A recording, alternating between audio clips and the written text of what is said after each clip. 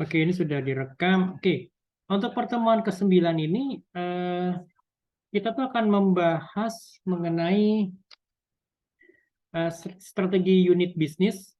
Jadi kita akan membahas lebih detail lagi tuh mengenai identifikasi peluang.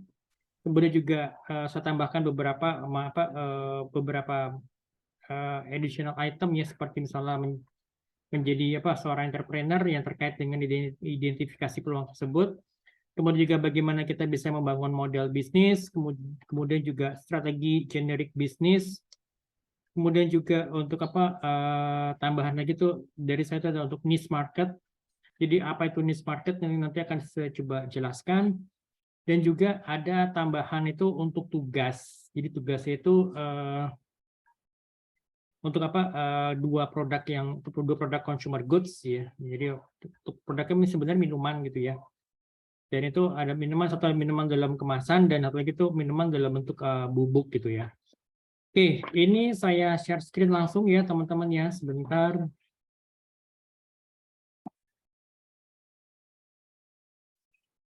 Oke. Bisa terlihat mungkin tampilannya di layar teman-teman, yaitu sudah di share screen. Oke, sebentar.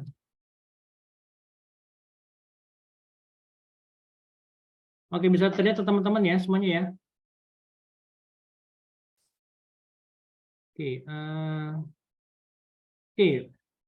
Tadi seperti yang saya sudah jelaskan, itu jadi outline nanti kita akan bicara mengenai identifikasi peluang bisnis, kemudian juga bagaimana kita bisa membangun model bisnis dan juga strategi bersaing, lingkungan bersaing beserta dengan dinamikanya, dan juga strategi dari generic bisnis. Oke. Oke, sekarang kita lihat di sini sebentar.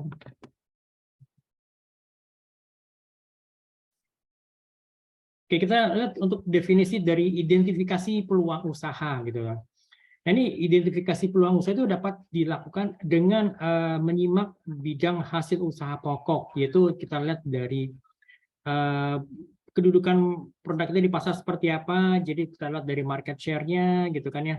Kemudian juga tingkat profitabilitasnya, keuntungannya, kemudian juga sumber daya yang mensupport kita itu seperti apa, kemudian juga dari sisi keuangan, dan juga dari sisi sarana kerja, dan juga dari tanggung jawab sosial atau corporate social responsibility-nya itu seperti apa. Jadi bagaimana tanggung jawab sosial kita kepada lingkungan sekitar, dan juga bagaimana kita bisa mengembangkan usaha kita di masa yang akan datang gitu ya. Nah ini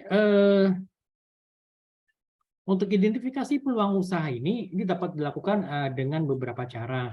Ya, mulai dari misalnya kita belajar mengenai ilmu manajemen usaha. Jadi kita ini belajar untuk terutama untuk dari teorinya, misalnya mulai dari bagaimana kita melihat peluang di luar sana, ya terutama yang misalnya untuk ilmu manajemen secara umum, kemudian juga ilmu pemasaran ya, manajemen pemasaran secara khususnya, kemudian juga kita gali lagi karena sekarang ada zamannya digital ya, kita perlu tahu juga bagaimana perilaku konsumen itu di era digital, bagaimana juga kita bisa memasarkan produk itu tuh di dunia maya ya. Jadi atau kita lebih tepatnya kita mempelajari digital marketing kan gitu ya. Bahkan juga kalau perlu kita mempelajari model bisnis digital itu seperti apa kan gitu ya. Oke, kemudian juga ada cara yang lain. Jadi selain dari tadi ya kita mempelajari ilmu-ilmu manajemennya, kita dalamin gitu ya. Kemudian juga bagaimana kita bisa mengelola keuangannya juga, bagaimana kita bisa mengelola manusianya, mengelola SDM-nya. Ya itu juga perlu juga minta bantuan dari jasa konsultan manajemen. Nah, jadi ini kalau konsultan manajemen itu terdiri dari orang-orang yang memiliki expertise, memiliki keahlian, misalnya dalam hal untuk dalam hal manajemen ya, terutama misalnya untuk bagaimana mengelola perusahaan, bagaimana mendirikan perusahaan, bagaimana kita bisa melihat peluang usaha sehingga kita bisa nanti bisa mendirikan usaha yang kita memang pasarnya memang ada kan seperti itu. Ini yang pernah juga dari pengalaman saya waktu ketika saya masih kerja di konsultan ya. Jadi ada seorang pengusaha ini pengusaha besi ya, pengusaha besi baja gitu ya, pengusaha besi metal. Nah, itu dia ingin membuat anak usaha. Ya, anak usahanya akan dipersiapkan untuk ya anak-anaknya yang kelak nantinya kan anaknya akan memegang usaha tersebut gitu ya.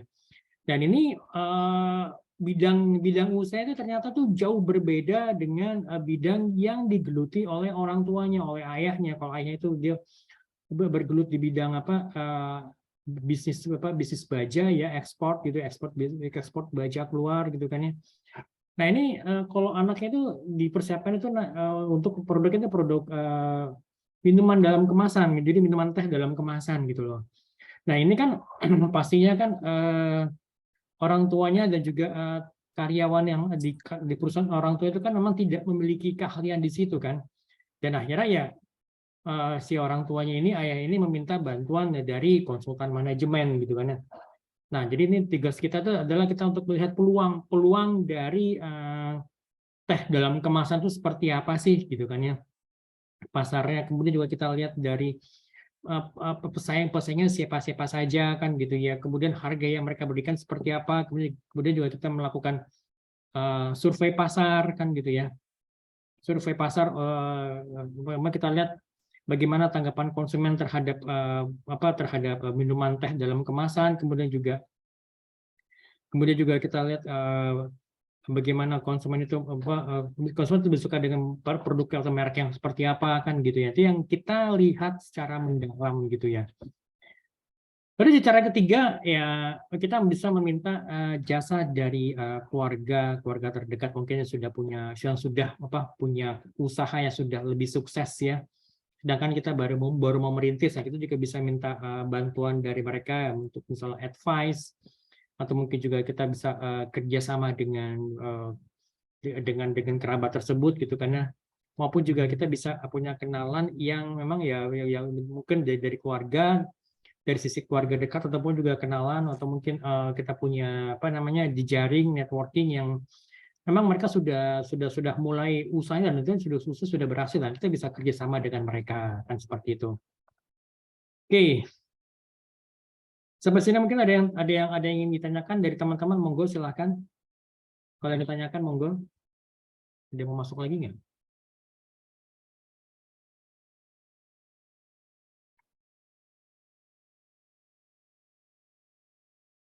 Oke, kita lanjut aja kan teman-teman ya. Sebentar ini saya.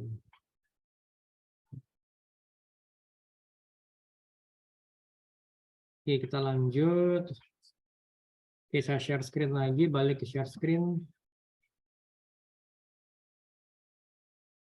Oke, ya kita lihat di sini bahwa ya dengan adanya informasi baik yang internal maupun eksternal, internal dari itu berasal dari dalam organisasi atau dari dalam perusahaan dan eksternal itu ya dari luar perusahaan ya, ya kita bisa mengetahui nih apa sih yang menjadi peluang bagi organisasi kita atau perusahaan kita, nah apa sih gitu peluangnya apa, kemudian juga threats-nya seperti apa, ancamannya itu seperti apa, kemudian juga kita melihat apa yang menjadi strength dalam organisasi kita, kekuatan organisasi kita tuh apa terkait dengan misalkan adanya peluang di luar gitu kan ya. Kemudian juga ya selain dari kekuatan ya pasti juga ada kelemahannya karena memang sini tidak dicantumkan ya. Apa sih menjadi kelemahan perusahaan kita gitu loh. Sehingga kita bisa menyikapinya kalau misalkan kita mau kita mau melihat opportunity itu seperti apa yang mesti kita lakukan gitu lah. Misalnya opportunity itu adalah misalnya dengan pasar misalnya pasar terbuka, misalnya dengan pasar di luar negeri itu terbuka gitu kan. Kira-kira apa yang menjadi opportunity kita gitu loh. Kita punya peluang untuk melakukan ekspor gitu kan. Nah, itu betul itu adalah peluang kita selain daripada misalnya pasar dalam negeri. Nah, kemudian juga apa yang menjadi threats-nya? Threats-nya bisa jadi mungkin ya karena adanya karena dari global resesi global, kemudian juga ditambah dengan misalnya dengan perang antara Rusia dan Ukraina yang mempengaruhi kondisi perekonomian global kan gitu ya. Ya itu apa yang mesti kita lakukan gitu. Jadi kita bisa lihat nih adanya opportunities dan juga adanya threats dan kita bisa lihat kemampuan perusahaan itu seperti apa nih, kekuatan perusahaan itu apa gitu loh. Ya kan, sehingga kita bisa mengambil opportunity di luar sana. Oh, kita bisa ekspor nih produk kita. Kita bisa apa namanya? Kita bisa apa namanya? Berpartner dengan dengan pengusaha yang ada di luar negeri, kan seperti itu gitu loh. Nah, kemudian juga kalau dengan weakness-nya apa nih? Weakness perusahaan, weakness kita misalnya apa? Oh, ternyata misalnya misalnya kalau kita nih nggak punya kita tuh misalnya financial backup kita atau modal kita ini kurang misalnya gitu, atau modal kita terbatas gitu. Kita memang bisa ekspor, tetapi ekspornya itu jumlahnya tidak banyak gitu kan, misalnya seperti itu. Nah, itu yang perlu kita lihat gitu loh. Jadi kita ini jadi pengusaha bisa tahu nih, kalau saya mau mengambil pasar ekspor, kira-kira apa yang harus saya lakukan. Jadi dia harus melihat kekuatan usaha, kekuatan organisasi seperti apa, kelemahannya apa, kan gitu. Oke, next. Kemudian juga kita bisa melihat kepada identifikasi peluang usaha itu dapat dilakukan dengan melakukan hal seperti ini. Jadi waktu peluncuran produk itu sudah tepat. Jadi dalam artian apa? Misalkan gini, kalau kalian itu misalnya punya usaha kurma. Nah, kalian mau launching misalnya produk kurma, misalnya susu kurma atau mungkin roti kurma, ya kapan nih waktu yang tepat? Ya, pasti misalnya di bulan Ramadan gitu kan ya. Itu yang mungkin waktu yang tepat gitu loh. Selain dari kan misalnya kalian juga jualan produk kurmanya sendiri gitu, tapi ada juga misalnya kurma olahan, kurma yang dibanding dengan coklat, misalnya kurma yang dibanding misalnya dengan ya dengan minuman teh kurma atau apapun itu gitu kan ya. Lalu yang kedua, desain produk yang sesuai dengan kebutuhan pembeli atau pelanggan. Ya, misalnya ya kita lihat bahwa saat ini kondisi kemampuan daya beli masyarakat atau buying power yang masyarakat itu kan rendah, apalagi sejak kita keluar dari kita masuk dalam masa pandemi. Kita ditimpa pandemi COVID ya. Kemudian juga kita sudah mulai merangkak naik. Maksudnya kita sudah mulai sudah bisa dikendalikan virusnya.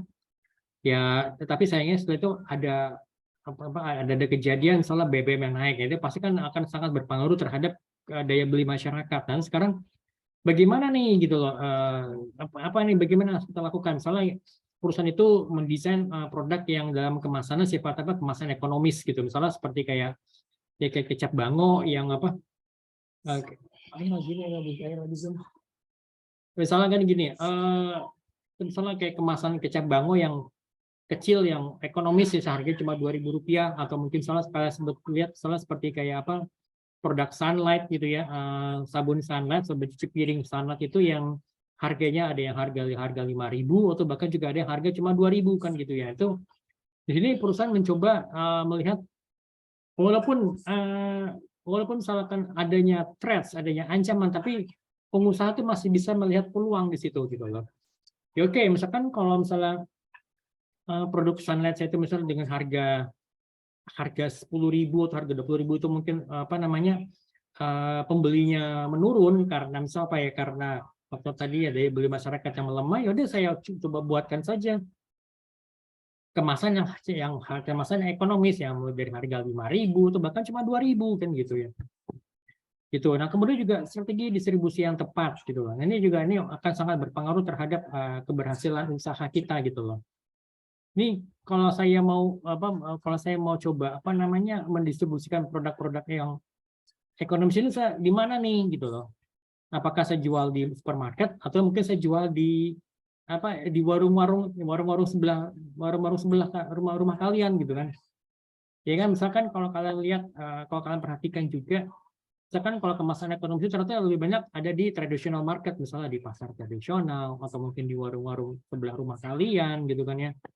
Itu ada kemasan yang kecap yang harganya cuma 2.000 kan gitu ya.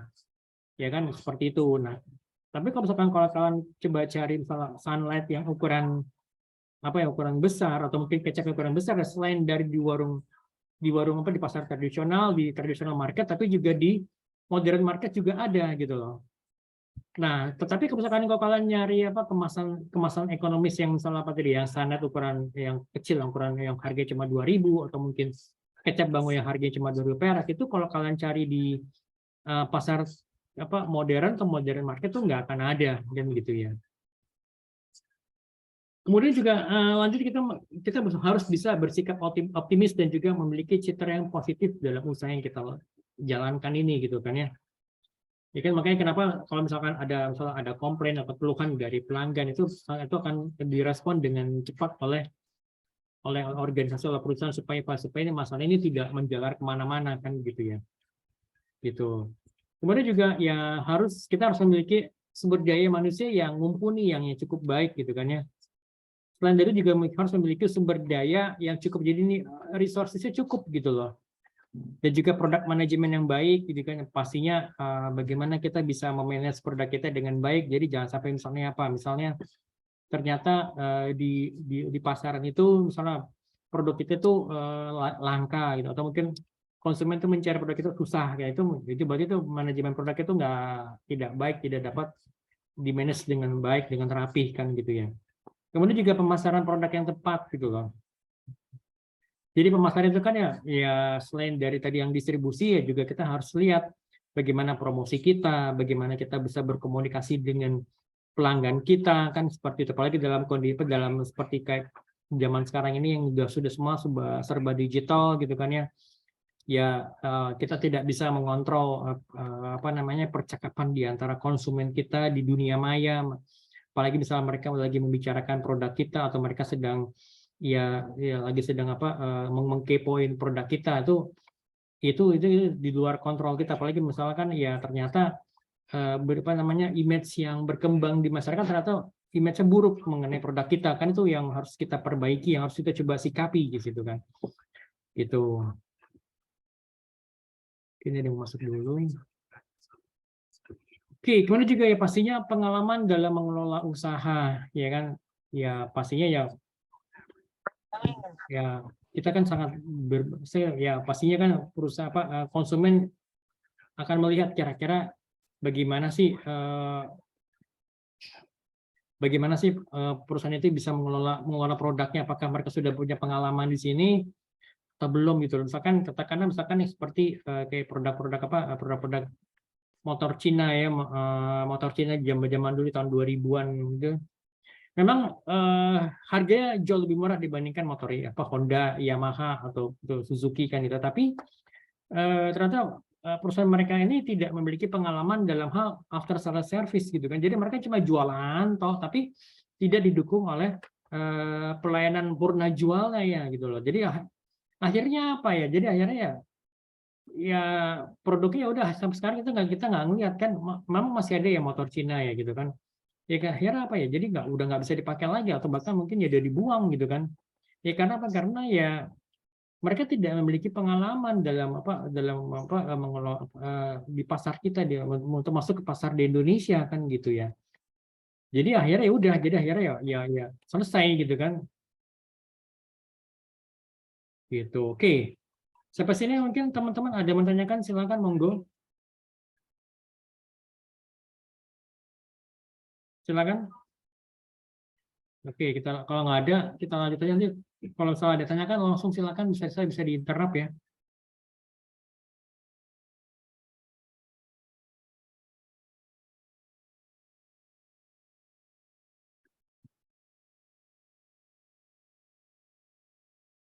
Oke. Di sini Power Charlap salah satu ahli manajemen menjelaskan bahwa adanya rumusan mengenai identifikasi peluang usaha yang mencakup 4 unsur yang harus dimiliki oleh seorang wirausahawan agar bisa mencapai sukses dalam pekerjaannya. Yang pertama itu adalah kerja keras ya, work hard. Lalu yang kedua kerja cerdas, work smart. Yang ketiga itu adalah mengenai kegairahan atau enthusiasm, ya kan. Kemudian yang keempat adalah mengenai service, gitu, pelayanan. Nah, kalau kalian pernah dengar penjelasannya dari Pak Sandiaga Uno ya, jadi dia itu punya ada prinsip yang 4 as gitu loh. 4 as itu terdiri dari apa ya? Tetap pertama kerja keras, lalu yang kedua kerja cerdas, lalu yang ketiga kerja ikhlas, yang keempat itu kerja tuntas. Jadi kita pesan dari kerja keras. Jadi kerja keras sebenarnya nggak cukup, tapi harus juga dibarengi dengan kerja cerdas gitu loh. Ya kan kita bisa melihat peluang gitu, karena nggak hanya sekedar datang ke kantor atau duduk di belakang komputer tuh dari jam 8 sampai jam 10 malam, misalnya jam 8 pagi dari jam 10 malam, tapi ternyata kita tidak bisa menangkap peluang gitu loh, sayang banget gitu kan. Dan juga kita harus kerja ikhlas gitu loh, misalkan kita kita menggarap project, ternyata ya nilai project itu tidak sesuai dengan yang kita harapkan dari awal. Mungkin yang tadinya kita mengharapkan kita bisa dapat proyek yang mungkin nilainya sampai miliaran, tapi ternyata malah kita dikasih sebagai subkontraktor doang gitu loh. Ya walaupun cuma mungkin nilainya hanya sekedar ratusan juta, tetapi ya tetap harus kita kerjakan gitu kan ya. Ya mungkin dari situ akan terbangun kepercayaan. Jadi misalnya dari pihak main kontraktornya atau pihak owner, project owner tuh percaya dengan kita, percaya dengan tim kita, akhirnya kita bisa dipercaya untuk memegang misalnya proyek tertentu yang lebih besar lagi kan gitu ya. Ya jadi selain dari kerja keras, kerja cerdas, ya juga kerja ikhlas dan juga kerja tuntas gitu ya. Ya tetap harus kita selesaikan pekerjaan yang kita mulai ini kan gitu ya. Gitu. Oke, kemudian juga terkait misalnya enthusiasm. Jadi ini sebenarnya lebih kepada bagaimana kita bisa bekerja itu tanpa kita harus disuruh, bekerja itu tanpa harus dicambuk, bekerja itu ya tanpa ya harus dia dimotivasi terlebih dahulu. Jadi motivasi itu ada dalam diri kita gitu loh. Ya seperti yang pernah dijelaskan oleh Steve Jobs almarhum. Jadi ya do what you love and love what you do gitu kan. Jadi kita kerjakan apa yang kita cintai dan juga kita mencintai pekerjaan yang kita lakukan gitu loh. Nah, seperti itu.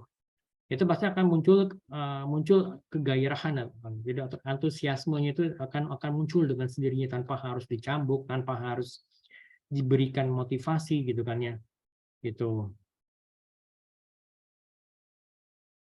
Oke, ini ada tambahan dari saya. Coba saya ini sedikit saya tambahkan ini terkait mengenai entrepreneur. Coba ya.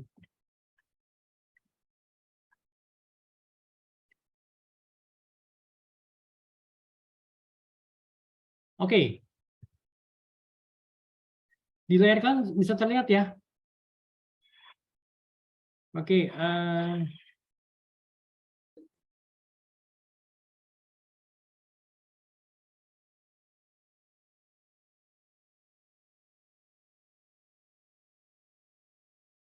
Ini kita akan coba bahas ini bagaimana kita bisa menjadi seorang entrepreneur gitu loh.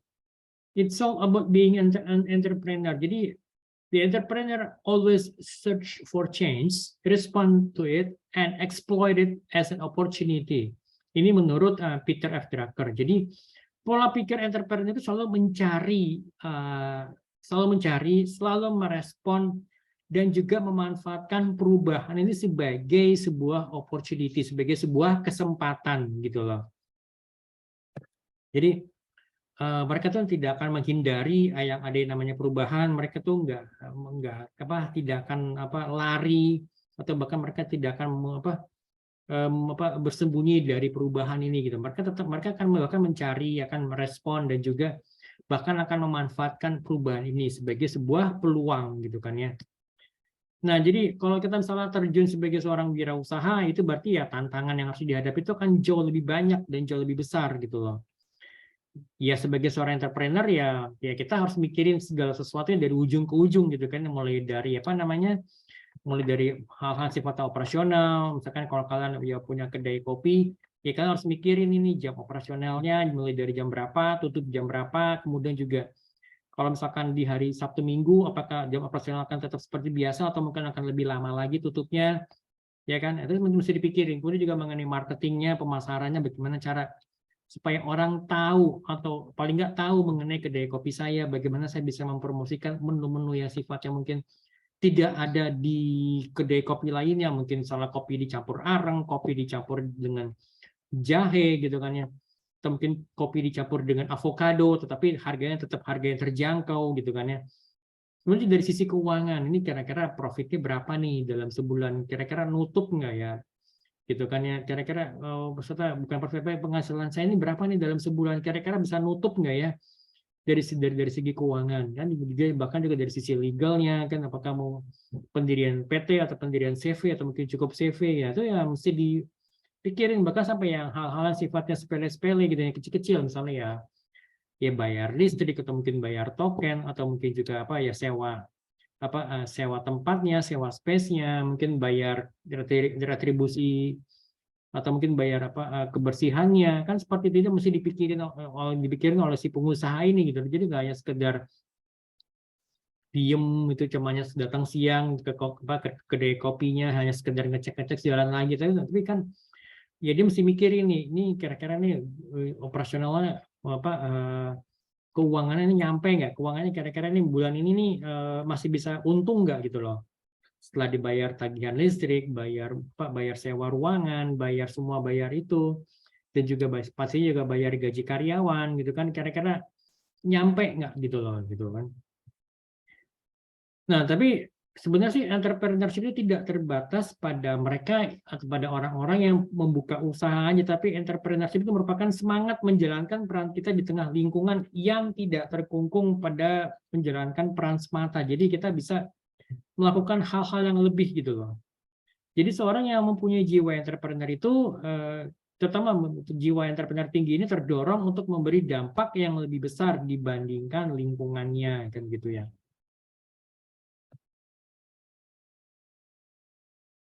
Nah, kita lihat misalnya sini kayak ada paradoks. Jadi paradoks itu jadi hal-hal yang sifatnya berlawanan. Jadi kalau misalkan kita sini profesional itu berfokus pada peran ya. Jadi kalau lihat di poin 1 ini ya, di sini kalau lihat dari strategic orientation ini, kalau profesional itu jadi mereka tuh berfokus pada peran. Jadi driven by perception roles gitu loh. Sementara kalau entrepreneur itu fokusnya mencari atau menciptakan peluang. Nah, ini kalau di sini kan berarti entrepreneur itu mendriven fokusnya atau driven by perception of opportunity. Jadi persepsi itu adalah kepada bagaimana kita bisa mencari peluang atau menciptakan peluang. Jadi the perception of opportunity gitu loh. Nah, kemudian profesional juga harus fokus mencari atau menciptakan peluang. Ya kan, profesional itu berupaya untuk meningkatkan kompetensi untuk hasil yang lebih baik. Jadi ini kan pada sisi personal growth itu ya, kalau profesional itu kita ya berarti meningkatkan kompetensi yang relevan dengan bidang yang kita jalani saat ini. Misalkan kalau saya sebagai marketing director, berarti ya saya harus meningkatkan kompetensi saya sebagai seorang direktur marketing. Misalnya saya menguasai misalnya praktek-praktek digital marketing yang baru, saya harus tahu kan seperti itu. Selain itu juga saya harus bisa berbicara di hadapan pelanggan, bagaimana saya bisa meyakinkan mereka, kan seperti itu. Tapi ini akan berbeda kalau misalkan saya sebagai seorang pengusaha, sebagai seorang entrepreneur gitu kan, atau saya memiliki jiwa entrepreneurship gitu loh. Jadi ya mereka tuh pasti berupaya untuk mengambil risiko. Jadi taking the calculated risk untuk mendapatkan hasil yang optimal gitu loh. Jadi kita ngambil risiko itu ya pasti risikonya sudah diperhitungkan sebelumnya. Tujuannya apa? Supaya kita bisa mendapatkan hasil yang optimal gitu ya. Nah, kemudian juga kalau profesional itu ya mereka tuh lebih menyukai struktur hubungan yang sifatnya hierarki gitu, dan juga penugasan yang jelas. Jadi career driven gitu ya. Nah, sementara kalau entrepreneur itu cenderung itu membangun kolaborasi dengan ya siapapun juga gitu ya. Tidak peduli apa jabatannya, ya sepanjang bisa benar-benar memberikan manfaat gitu ya. Jadi semua yang dilakukan profesional adalah dengan membangun karirnya. Jadi career driven gitu ya. Sedangkan semua yang dilakukan oleh entrepreneur itu adalah untuk mencari nilai tambah. Jadi value-nya apa yang bisa diberikan gitu kan ya. Oke. Sebentar. Kalau misalkan teman-teman itu pernah belajar mempelajari entrepreneurship atau belajar mata kuliah kewirausahaan, ini pasti tidak asing lagi dengan yang namanya business model canvas. Jadi ada 9. Di sini ada 9 unsur yang mulai dari sisi yang tengah ini, dari value proposition gitu. Saya nggak akan jelasin detailnya. Kemudian juga ada key activities, key resources, dan juga key partners. Kemudian juga sebelah kanan ini ada customer relationships, gitu kan. Kemudian juga channel seperti apa, kemudian juga customer segment, kemudian juga cost structure-nya. Jadi biayanya terdiri dari apa aja, misalnya mulai dari fixed cost ataupun juga variable cost. Kemudian juga ada yang namanya revenue streams. Jadi ini penghasilan kita ini dapatnya dari mana nih gitu kan ya, seperti itu. Nah, sedikit saya coba ngebahas mengenai Gojek ya. Jadi ini kalau kalian tahu ya semua sih masih semua tahu ya siapa tuh Nadiem Makarim kan sebelum menjadi Menteri Pendidikan saat ini ya beliau itu adalah CEO-nya Gojek, CEO dan juga pendiri gitu kan ya. Ya kalau Mas Nadiem Makarim ini ya memang dia sudah terbiasa untuk menggunakan jasa ojek untuk transportasi di Jakarta. Tapi ya saat itu ya transportasi ojek itu sangat sangat nggak efisien gitu kan. Jadi ini supir ojek atau tukang ojek banyak kan mereka tuh mangkal di pengkolan, mangkal di ujung gang gitu kan ya. Ya mereka kerja yang cuma nunggu tok, ya nunggu. Sementara ya penumpangnya tuh ya harus repot jalan keluar dari rumah. Ya belum lagi misalkan kalau lagi hujan gerimis gitu kan, atau mungkin panas-panas gitu ya. Ya jalan ya apa ya misalnya terpok jalan ya cari mereka nih ada nggak nih di pengkolan nih tukang ojeknya atau mungkin itu bahkan soal yang pasti dicari malah nggak ada kan gawat gitu kan. Atau mungkin kalaupun ada pun juga cuma satu atau dua doang tapi mereka juga salah karena mereka tahu mereka dibutuhin mereka kadang-kadang suka apa nembak dengan harga yang lebih tinggi. Nah itu jadi kayak apa hal-hal yang sifatnya jadi membuat ribet bagi si pelanggan ini kan bagi si penumpang Gojeknya apa penumpang ojeknya ini kan. Nah, jadi sifat yang ketidaknyamanan ini yang ditangkap oleh Mas Nadiem, jadi untuk berbisnis platform yang mempermudah tukang ojek dan juga penumpang. Jadi ini ya mereka ya menggunakan platform ini, menggunakan aplikasi ini ya akan memudahkan baik si penumpangnya maupun juga dari sisi supir ojek atau tukang ojeknya. Jadi ide awal ini dikawinkan dengan teknologi yang akhirnya melahirkan aplikasi di smartphone ya. Ya sejak itu ya Gojek berkembang dan pesat kan jadi ada GoRide, ada GoCar gitu kan yang bukan GoCar juga bekerja sama dengan Bluebird menjadi GoBlue. Kemudian juga misalnya ya yang pasti kalian semua sudah aware yang namanya GoFood gitu kan ya. Kemudian juga ya mau kirim dokumen, kirim barang ya pakai aja Gojek nih kan. Sorry, GoSend. Nah, seperti itu gitu. Atau mungkin ada juga yang lainnya banyak banyak fitur-fitur lain misalnya GoMassage gitu kan atau GoClean.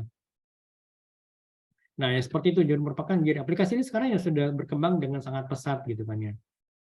Oke, sekarang kita lihat lagi untuk Jeff Bezos. Ya mungkin kalau kalian pernah dengar yang namanya Amazon.com, ternyata tuh awalnya tuh Jeff Bezos tuh sudah memiliki posisi yang sangat nyaman sebagai dia punya pekerjaan yang mapan di Wall Street gitu ya, mungkin sebagai apa ya, katakan aja sebagai pialang gitu kan ya. Dan tapi akhirnya apa dia meninggalkan pekerjaannya ya dia memulai penjualan bisnis buku online yang ya kita semua tahu dengan namanya adalah Amazon.com ya. Jadi ini ternyata apa kestabilan kerjanya itu yang di Wall Street ini itu tidak dapat mengekang semangatnya untuk menjadi seorang pengusaha, menjadi seorang entrepreneur gitu loh. Gitu. Oke guys, ada yang mau tanyakan mungkin monggo silakan.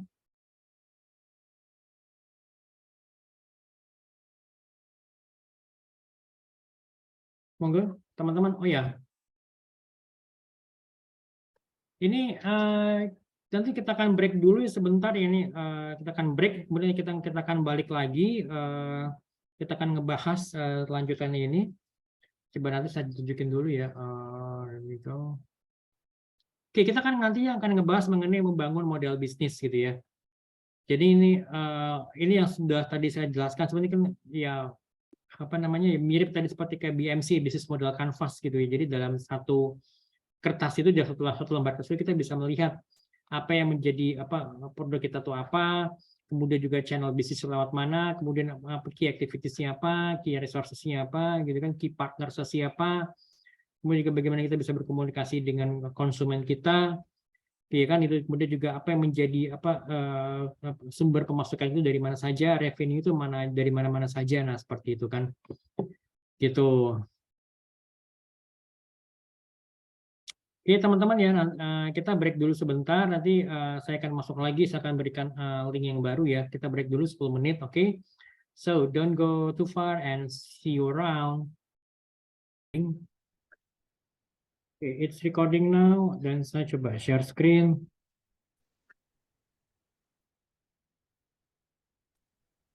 Sebentar.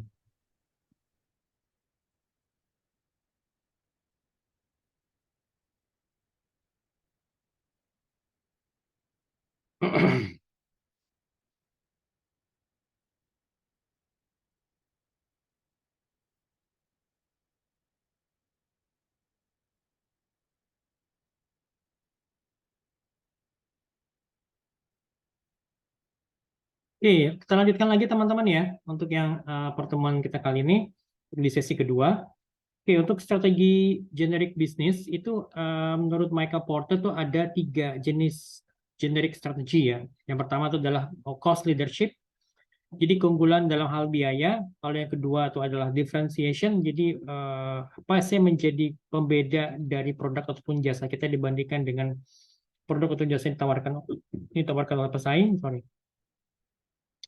Lalu yang ketiga itu adalah fokus gitu loh. Oke, kita lihat satu persatu. Cost leadership atau keunggulan biaya.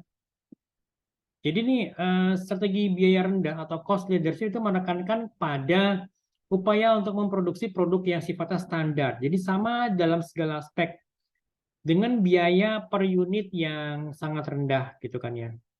Produk ini baik barang ataupun jasa ini biasanya ditujukan kepada konsumen yang memang relatif mudah terpengaruh oleh pergeseran harga. Jadi mereka itu sangat price sensitif gitu ya. Sangat price sensitif atau gini, mereka tuh menggunakan harga sebagai patokan atau sebagai penentu keputusan gitu loh. Nah, kemudian dari sisi perilaku pelanggan, strategi jenis ini ya sesuai dengan kebutuhan pelanggan yang masuk ke dalam kategori low involvement. Perilaku sifatnya low involvement. Jadi keterlibatan si konsumen atau pelanggan ini tidak terlalu besar gitu kan ya.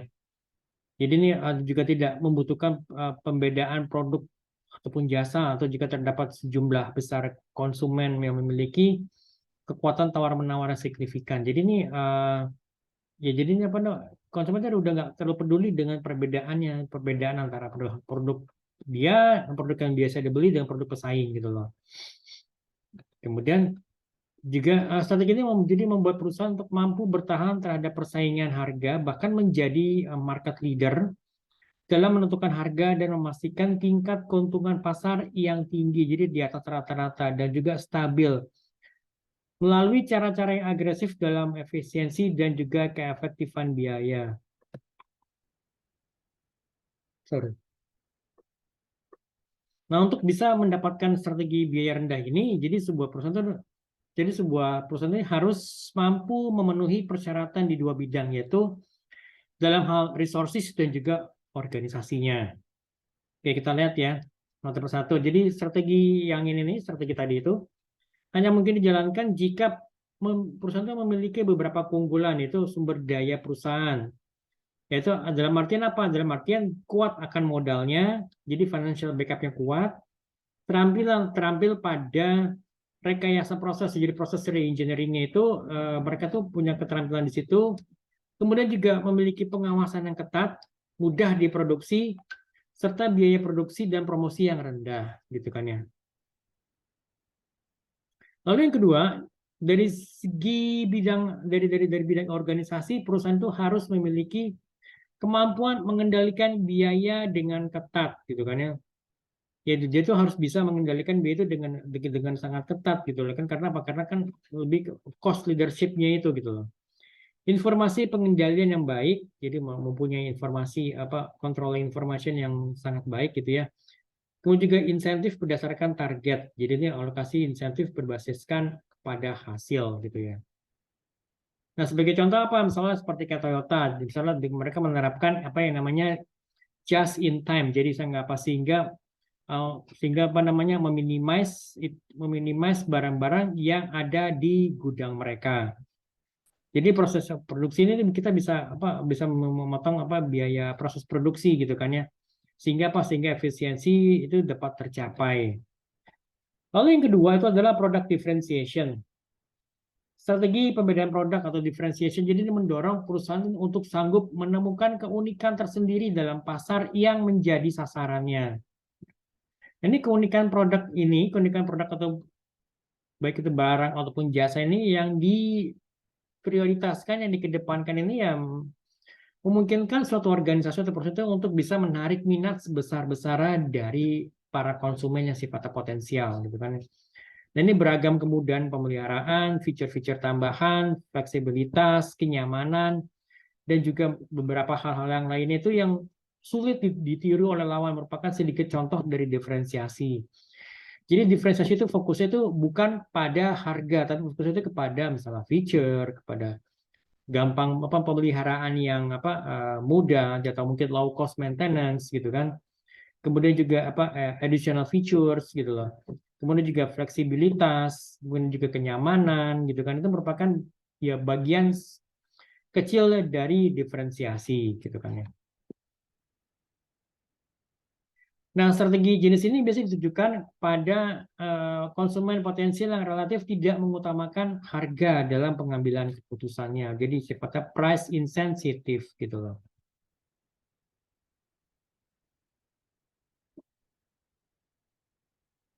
Sorry, oke, ini kita lihat dulu.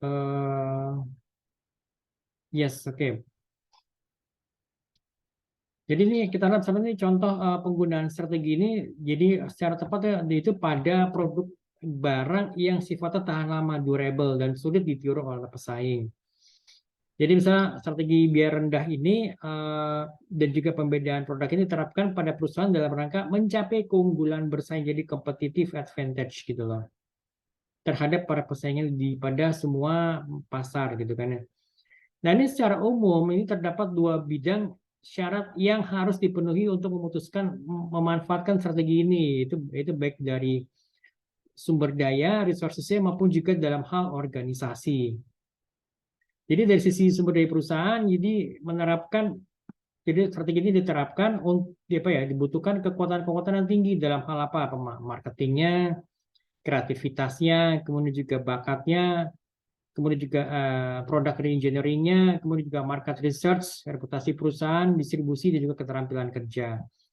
Nah, sedangkan dari sisi organisasi ini perusahaan harus kuat dan juga mampu untuk melakukan koordinasi antar fungsi manajemen yang sifatnya terkait, kemudian juga merekrut tenaga yang memiliki kemampuan yang tinggi gitu kan ya. Mengukur insentif yang subjektif di samping yang objektif. Contohnya apa? Misalnya di sini Starbucks. Starbucks itu kan ya ditujukan pada mereka yang pada konsumen yang sifatnya price insensitif kan gitu kan ya. Jadi Starbucks dengan kopinya dibandingkan dengan kopi shop kafe-kafe lainnya, ya kan dia itu berusaha untuk menggunakan differential strategi gitu loh. Sehingga apa? Sehingga pengunjung ini betah berlama-lama dan juga rela mengeluarkan harga yang sebenarnya lebih tinggi dibandingkan harga dari kafe-kafe lainnya kan gitu ya.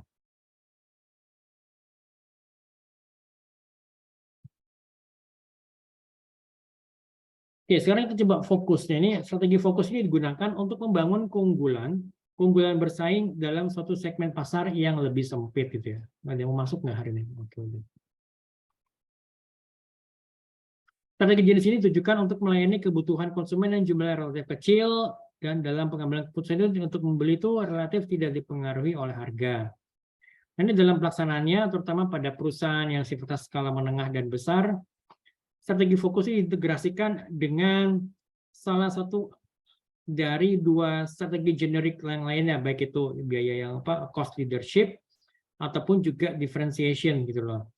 Strategi ini biasanya digunakan oleh pemasok atau perusahaan-perusahaan yang sifatnya niche market gitu loh.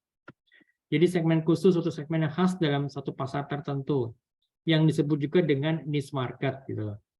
Tujuannya apa? Supaya bisa memenuhi kebutuhan suatu produk, barang atau jasa yang sifatnya khusus gitu loh. Ada kebutuhan yang sifatnya khusus dari masyarakat dan itu bisa dilakukan oleh organisasi kan gitu ya. Karena salah mereka tuh biasa melakukan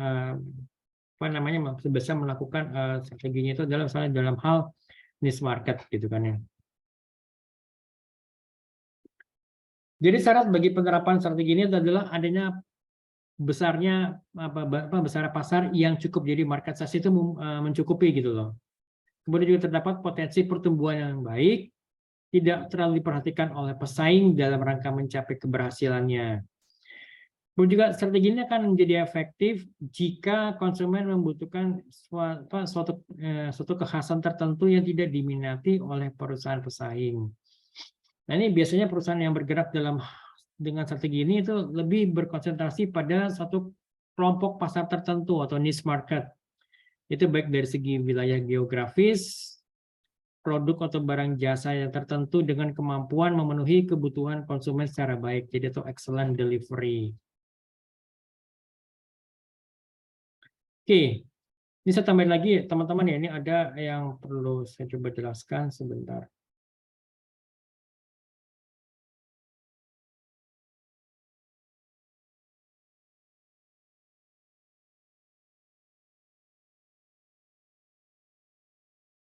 Oke, dilihat kan ini muncul ya. Saya coba sedikit membahas mengenai niche market. Jadi ini ide utama dari niche market itu adalah kita bicara mengenai spesialisasi. Jadi ada beberapa peran-peran spesialisasi yang seperti saya jelaskan nanti di sini ya. Jadi ada yang namanya end user spesialis. Ini saya coba perbesar deh.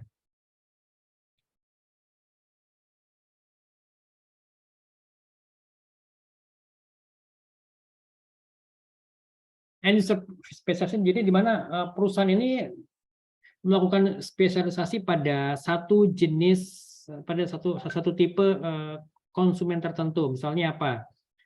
Misalnya seperti kayak perusahaan yang memberikan apa value added reseller yang dia mengcustomize misalnya apa mengcustomize peralatan hardware maupun juga aplikasi atau software yang disesuaikan dengan kebutuhan dari kliennya. Itu ya pastinya akan kita sebagai perusahaan itu ya kita akan bisa mendapatkan harga yang lebih kita bisa bermain di situ gitu. Kita bermain harga di situ karena apa? Karena ya harga karena kita melakukan adanya apa namanya value added reseller, kita melakukan nilai tambah pada hardware-nya, kita melakukan nilai tambah pada software-nya gitu. Misalnya kan ya kita mengembangkan aplikasinya, kita mengembangkan software-nya, kemudian juga setelah kita bundling dengan hardware yang sesuai dengan kebutuhan konsumen, kemudian kita lakukan instalasi software di hardware tersebut gitu ya. Lalu yang kedua, vertical limit specialist. Jadi ini perusahaan ini berspesialisasi pada tingkatan vertikal dari distribusi produk ya dari value chain rantai nilai distribusi produk. Jadi misalnya gini, perusahaan yang bergerak di bidang kabel tembaga itu juga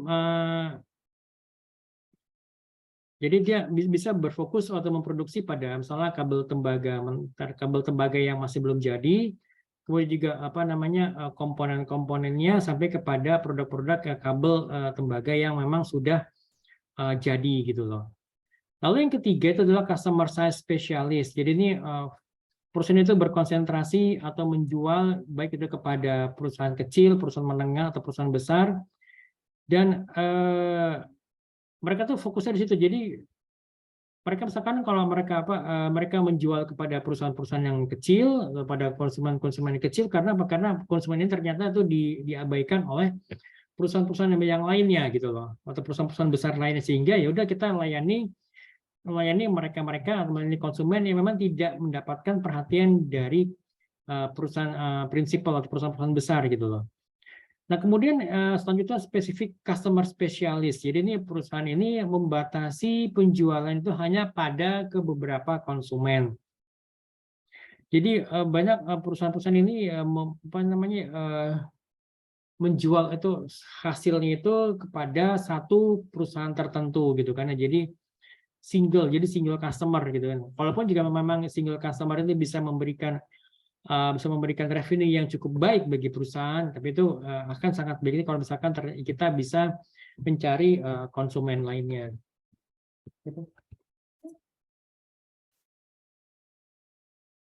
Oke, next, sorry, ini tadi ada anak saya lewat, ambil barang.